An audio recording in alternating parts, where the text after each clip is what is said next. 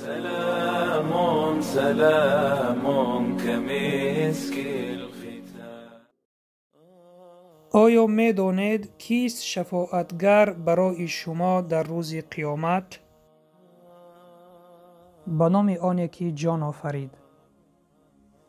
به همه ما معلوم است که پیامبر اکرم صلی الله علیه و سلم در روز قیامت شفاعتگری آن امتهای خود می شوند که در این دنیا این امتها پایبند به سنتهای پیامبر صلی الله علیه و سلم بودند و این چنین بغیر از پیامبر قرآن کریم نیز شفاعتگری آن شخصانی می شود که در این دنیا آن را تلاوت کرده به آن عملی کردند، چنانه که در حدیث پیامبر اکرم صلی الله علیه و سلم فرمودند: قرآن را تلاوت نمایید، زیرا روز قیامت قرآن برای کسانی که آن را خواندند شفاعتگر می شود.